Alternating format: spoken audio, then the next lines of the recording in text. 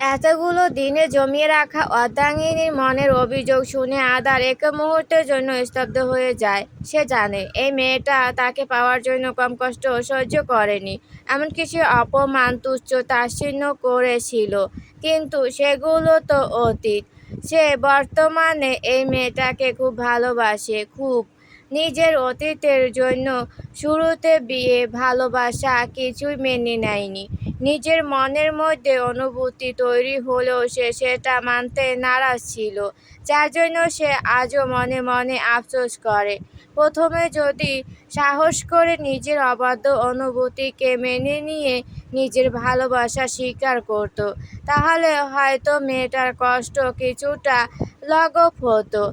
আধার দীর্ঘশ্বাস ছেড়ে অর্ধাঙ্গিনীর পাশে বসে দেয়ালের মাঝে নজর রেখে শান্ত গলায় বলল, আমি শুধু তোমাকে বাস্তবতাটা বোঝাতে চেয়েছিলাম। তুমি তোমার ভালোবাসা পাওয়ার জন্য অনেক কিছু করেছো, আমি সেটাকে ছোট করছি না।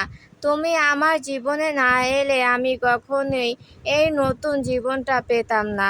আমি সত্যি তোমার উপর কৃতজ্ঞ, সব কিছু জেনে শুনেও আমাকে ভালোবেসেছো। আমি তোমাকে শুরুতে অনেক কষ্ট দিয়েছি, তার জন্য সরি। আমি তো আর আমাদের অতীত বদলাতে পারবো না, তবে বর্তমান ও ভবিষ্যতে শুধুই তোমাকে চেয়ে যাব, ভালোবেসে যাব। একটু থেমে পুনরায় আওড়ালো, আমি অন্য কারোর জন্য নিজের সংসারে অশান্তি চাই না। তুমি যদি চাও তোমার বোন নিজের ভালোবাসা ভুলে অন্যকে বিয়ে করে নিক, তাহলে সেটাই হবে। আমি তোমাদের মধ্যে আসবো না। মিনুমাই একজনকে অনেক ভালোবেসেছিল, কিন্তু মেয়েটা ওকে ধোঁকা দিয়ে অন্য একজনকে বিয়ে করে নেয়। তারপর থেকে ছেলেটা আমার মতোই ছন্নছাড়া, সাহস করে দ্বিতীয়বারের মতো কাউকে ভালোবাসতে পারেনি। বলতে পারো ওর বিশ্বাস উঠে গেছে। আমি শুধু চেয়েছিলাম ওর জীবনটাও আমার মতো সুন্দর হোক। ও বলেছিল আমায়, তোমার মতো যদি কাউকে পায় তাহলে নিজেকে আরেকটা সুযোগ দিবে। সে সময় সর্বপ্রথম তোমার বোনের কথা মনে হয়েছিল। আমি আড়াল থেকে দেখেছি ছায়ার চোখে মিন্ময়ের প্রতি ভালোবাসা। তোমার পরিবারের সাথে আমার এত মেলামেশা না থাকলেও তোমাদের রক্তের ওপর সম্পূর্ণ বিশ্বাস রয়েছে। যেখানে বড় বোনে নিজের ভালোবাসার জন্য এত কিছু করতে পারে এবং মন প্রাণ দিয়ে ভালোবাসতে পারে, সেখানে নিশ্চয়ই ছোট বোনের ভালোবাসায় কোনো খাত থাকবে না। আমি হয়তো স্বার্থপরের মতো কথা বলছি, কিন্তু কি করব বলো? আমি নিরুপায়। প্রত্যুত্তর আলো কিছু বলল না, শুধু চুপচাপ শুনে গেল। একটু পর খেয়াল করলো তার উপর থেকে কম্পনটা গায়েব হয়ে গেছে, আর সে স্বামীর কোলের উপর। আদার মেয়েটার কান্না ভেজা চেহারার দিকে তাকিয়ে থেকে আলতো হাতে চোখের পানি মুছে দিয়ে কপালের মাঝে ভালোবাসা পরশ এঁকে দিল। তুমি যেটা চাও সেটাই হবে, আমি কোনো রকম বাধা দিব না, তবুও তুমি কষ্ট পেও না। আলো নাক টেনে মুখ সরিয়ে নিয়ে বলল, আমি কষ্ট পেলে আপনার কি? বুকের মাঝে বড্ড ব্যথা করে। আলো কিছু না বলে সরাসরি মানুষটার দিকে তাকায়। চোখ জোড়া ভীষণ লাল হয়ে আসে, সুন্দর মুখখানাও কেমন শুকিয়ে গেছে। আলোর হঠাৎই লোকটার অতীতের কথা মনে পড়ল। সে আবেগের বশে একটু বেশি বলে ফেলেছে। এখানে তো লোকটার কোনো দোষ নেই, সে তো সবকিছু জেনে শুনে ভালোবেসেছে, কাছের থেকেছে। কারণ দিন শেষে এই লোকটাই যে ওর শান্তির কারণ ছিল, আর এখন তার ভালোবাসা সার্থক। সে যাকে খুব করেছে এসেছিল, আজ তাকেই পেয়েছে, হয়তো একটু দেরিতে, কিন্তু শেষটা একটু বেশি সুন্দর ছিল। আর সেও চায় না কোনো কারণে তাদের মধ্যে অশান্তি হোক। আলো তপ্ত শ্বাস ফেলে স্বামীর বুকের মাঝে মাথা রাখলো। শান্তি, এটাই তো তার একমাত্র শান্তির জায়গা। এত এত কষ্ট করার পর যদি এই মুহূর্তটা পেতে হয়, তাহলে সে নির্দ্বিধায় আবারও একই আগুনের মধ্যে ঝাঁপ দিবে। নিজের মনকে এটা বলে সান্ত্বনা দিতে পারবে, অবশেষে সে নিজের ভালোবাসার মানুষটিকে পেয়েছে, যে কিনা তাকেও পাগলের মতো ভালোবাসে। দিন শেষে মেয়েরা একটু যত্ন, একটু বিশ্বাস ও একটু ভালোবাসার কাছে গলে যায়, যেমনটা সে নিজের প্রিয় পুরুষকে পেয়ে অতীতে সব কষ্ট ভুলে গিয়েছিল। কিন্তু আজ না চাইতো সব কথা বেরিয়ে এসেছে। আদা স্বস্তি নিঃশ্বাস ছেড়ে বাহু ডোরে প্রিয়তমাকে শক্ত করে আগলে নিল। পুরো চেহারায় ঠোঁট ছুঁয়ে দিতে দিতে ফিসফিসিয়ে বলল, অতীতের কষ্ট মুছতে পারবো না, তবে এখন তোমাকে কোনো কষ্ট ছুঁতে পারবে না, অন্তত আমার পক্ষ থেকে নাই তো। আমিও এখন থেকে নিজের আবেগকে কন্ট্রোল করব, যাতে দ্বিতীয়বার আমাদের বর্তমান ও ভবিষ্যতের মধ্যে অতীতের কোনো কথা না আসে। আদার মুচকি হেসে অর্ধাঙ্গিনীকে জড়িয়ে ধরে কাঁধে মুখ গুজে ধীর কণ্ঠে বলল, মাঝে মধ্যে ঝামেলা হলে মন্দ হয় না। ঠিকই বলেছেন, নেক্সট টাইম ঝামেলা করে বাপের বাড়িতে চলে যাব, তখন আপনি থাইকেন ঝামেলার সাথে। নো প্রবলেম যান। এই আদার খানও তার শ্যামা পাখির পাখা ধরে উড়ে উড়ে শ্বশুর বাড়ি চলে যাবে।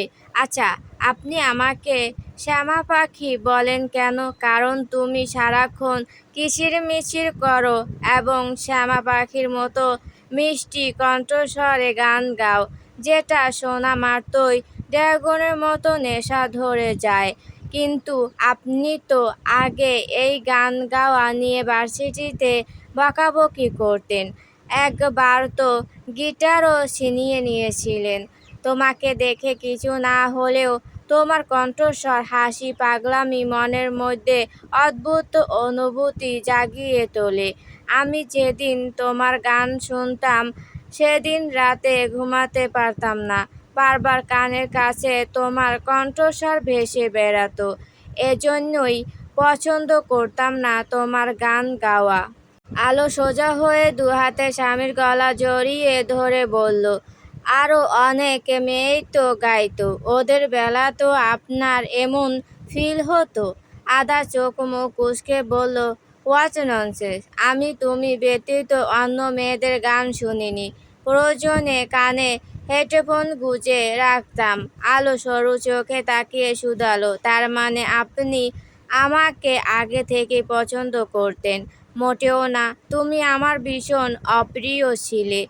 আর এখন এখন আমার পুরো জীবনটাই তুমি। আলো হেসে বুকের মাঝে মুখ গুজে ফিসফিসিয়ে বলে উঠে, আর আপনি আমার অক্সিজেন। বিকেলের দিকে ছোট বোন ও টুনাটুনিকে নিয়ে বাগানে বসে আছে আলো। ছায়া আজকের রাতটা এখানে থাকবে এবং পরদিন ফিরে যাবে। মেয়েটাও খরগোশের মতো পাশে বসে থেকে গাজর চিবাচ্ছে। তিনজনকে দেখে একই দলের বলে ভুল হবে না। তাদের থেকে দূরে দাদা নাতি বসে থেকে গল্প করছে ও চা খাচ্ছে। মানুষটা কথা বলার ফাঁকে ফাঁকে তাদিকে তাকাতেও ভুলছে না।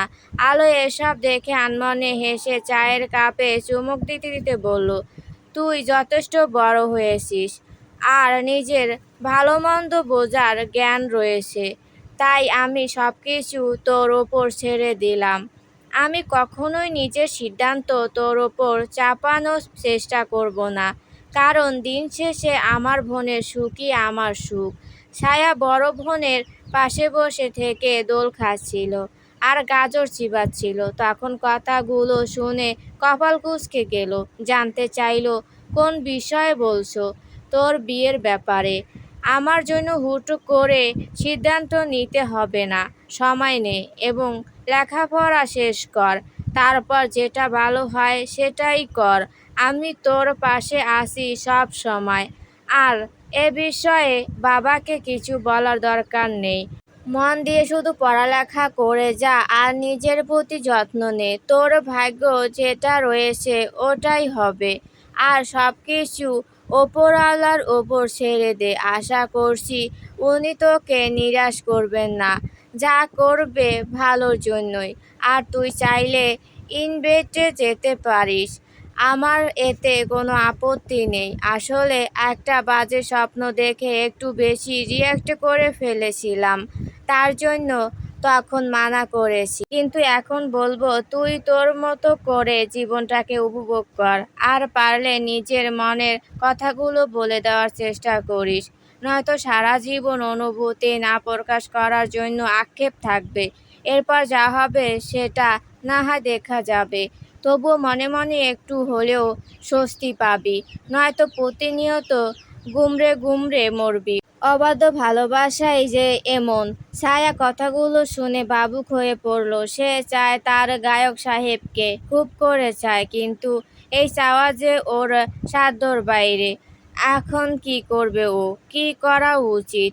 আলো চায়ের কাপে শেষবারের মতো চুমুক দিয়ে উঠে দাঁড়ায়। উদ্দেশ্য ছিল একটা গোলাপ ছেঁড়ার, কিন্তু সামনে পা বাড়াতেই হঠাৎ মাথাটা চক্কর দিয়ে উঠল। তড়িঘড়ি করে এক হাতে মাথা চেপে ধরে দোলনায় বসলো। আজকাল শরীরটা অদ্ভুত লাগছে, সাথে মন মেজাজও। তুমি ঠিক আছো? মেয়েটাকে মাথা ধরে বসতে দেখে আদা তড়িঘড়ি করে ছুটে এসে জিজ্ঞেস করলো। ওর পিছু পিছু সুবহান খানও এসে জানতে চাইলেন, কোনো সমস্যা হচ্ছে?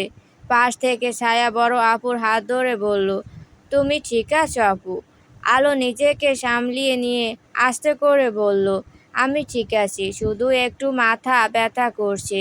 সুবহান খান নাতির উদ্দেশ্যে বললেন, মেয়েটাকে ঘরে নিয়ে যাও, একটু আরাম করুক। ওনার বলতে দেরি হলেও নিজের বউকে পাজা কোলে তুলে নিয়ে ভিতরের দিকে যেতে একটুও দেরি হলো না আদারের। এই দৃশ্যটা দেখে ছায়া হেসে বলল, ভাইয়া আপুকে অনেক ভালোবাসে তাই না দাদু? সুবহান খান আরেক নাতনির পাশে বসতে বসতে বললেন, তোমার আপু আমার তেরা নাতিকে খুব ভালোবাসে। ছায়া আবারও হাসল, প্রতি উত্তরে বলল, তারা দুজন দুজনকে অসীম ভালোবাসে দাদু। আর এই ভালোবাসা যেন কারোর নজর না লাগে। তারা দুজন সারা জীবন একে অপরের পাশে এমন করেই থেকে যাক। নিজের ভালোবাসার মানুষটার সাথে সংসার করার সৌভাগ্য আর কতজন মেয়ের হয়? সবাই যদি পূর্ণতা পেত, তাহলে হয়তো আর জীবনে কোনো আফসোস বলে কিছু থাকতো না। তবে এত অপূর্ণতার মাঝেও এমন পূর্ণতা দেখতে ভালোই লাগে। সুবহান খান মাথা নাড়িয়ে বললেন, ভালোবাসা সুন্দর, ভয়ঙ্কর সুন্দর। রাত ওই দিনের পর আর অফিসে যায়নি, বরং দেশে ছেড়ে যাওয়ার প্রস্তুতি নিচ্ছে। অস্ট্রেলিয়া থেকে একটা কোম্পানিতে কাজের অফার পেয়েছে, আর সে ওখানেই যাচ্ছে। পরিবারের সবার সাথে বিষয় নিয়ে কথা বলা হয়ে গেছে। আদার প্রথমে আপত্তি জানায়, কারণ সে ভাবছে তার ছোট ভাই দেশের বাইরে গেলে আবারও বিগড়ে যাবে। কিন্তু রাত কথা দিয়েছে সে আর এসবের মধ্যে নিজেকে জড়াবে না। একবার যেই পথ থেকে ফিরে এসেছে ওই পথে চলার কোনো প্রশ্নই ওঠে না। আদা শেষবারের মতো ছোট ভাইকে বিশ্বাস করেছে। দেখা যাক রাত কতটুকু ওর কথা রাখতে পারে। তামিনা খান আজকাল নিজের ঘর থেকে আর বের হন না। বলতে গেলে নিজের এক পা হারিয়ে বিছানায় পড়ে থেকে অনুশোচনায় ভোগেন। ওনাকে দেখার জন্য আলাদা করে দুজন মহিলা থাকলেও আলো মাঝে মধ্যে এসে শাশুড়ি মায়ের সেবা করে যায়। হাজার হোক শাশুড়ি বলে কথা, সে তো আর ফেলে দিতে পারবে না, আর না ওনার মতো বাজে ব্যবহার করতে পারবে। তিথি এসে সারা দিন থেকে রাতের বেলা চলে গিয়েছে চট্টগ্রামে। তাকে তিহান নিতে এসেছিল। মেয়েটা এখন আর হোস্টেলে থাকে না, বরং শ্বশুর বাড়িতে থাকে এবং ওখানে সুখেই আছে। কোথায় যাচ্ছ? ডিনার শেষে ওয়াশরুম থেকে ফ্রেশ হয়ে বেরিয়ে এসে দেখে আলো বড় পুতুলটা বগল দাবা করে খুঁড়িয়ে খুঁড়িয়ে হেঁটে বাইরে যাচ্ছে। তখন আদার উপরোক্ত প্রশ্নটি করে। আলো থেমে গিয়ে পাশে তাকিয়ে বলল, ছায়ার কাছে কেন নাচতে? জবাব শুনে আদার বিরক্ত হয়, গমগমে গলায় আওড়ালো, যা করার এখানে করো, অন্য কোথাও যেতে হবে না।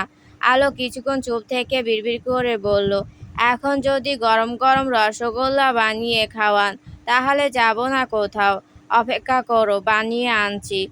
একথা বলে আদা রুম থেকে চলে গেল আর আলো গিয়ে সোফায় বসলো। প্রায় অনেকক্ষণ পর আদার বউয়ের জন্য রসগোল্লা বানিয়ে নিয়ে এলো। এতে আলো মুহূর্তে খুশি হয়ে যায়। সে একটা মিষ্টি নিয়ে স্বামীর উদ্দেশ্যে বলল, খাবেন? তুমি খাও। আলো আর কিছু না বলে খেতে শুরু করলো। 5টার মতো মিষ্টি খেয়ে বাদ বাকি রেখে থম মেরে বসে থাকলো।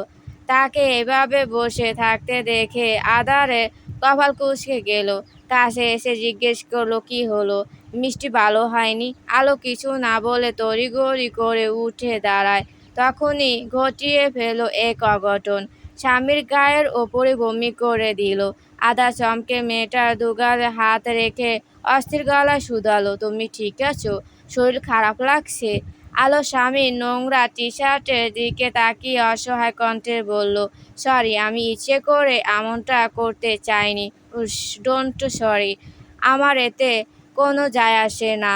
একথা বলে মেয়েটাকে নিয়ে সে ওয়াশরুমে চলে গেল। আলো চোখে মুখে পানি দিয়ে বিড়বিড় করে বলল, আজ থেকে আমার মিষ্টি খাওয়া বন্ধ।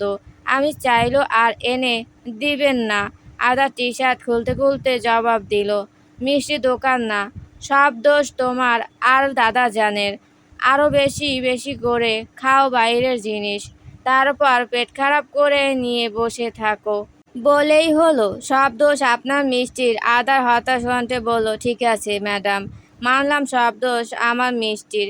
এখন চলুন, আরাম করবেন। আলো কিছু না বলে স্বামীর সাথে বাইরে এলো। তারপর বিছানায় শুয়ে বুকের মাঝে মাথা রেখে শান্ত গলায় বলল, কিছুদিনের জন্য বাবার বাড়িতে যেতে চাই। সুস্থ হয়ে নাও তারপর, ঠিক আছে? তখন বাজে রাত 2টা। এ সময় সবাই গভীর ঘুমে মগ্ন থাকলো। ছায়ার চোখে ঘুম নেই। আজ যেন মেয়েটার সব ঘুম হারিয়ে গিয়েছে। সে তো নির্জন বারান্দায় এসে একা দাঁড়িয়ে থেকে আকাশে চাঁদ দেখছে। হালকা বাতাসে উড়ছে খোলা চুল। মেয়েটাকে একটু অগোছালো লাগছে, হয়তো কিছু একটা নিয়ে ভাবছে। এক সময় সকল পিনপত নীরবতা ভেঙে রমণী উদাস মনে বলে উঠল, আপনাকে পাবো না জেনেও ভালোবাসলাম। আপনি ঠিক ওই নীল আকাশের চাঁদের মতো, যাকে শুধু দেখা যায়, ছোঁয়া নয়। আপনিও ঠিক তেমনি আমার সাধ্যর বাইরে গায়ক সাহেব, যাকে ছায়া কোনো দিনও নিজের করে পাবে না। হয়তো আমাদের এটাই ভবিতব্য।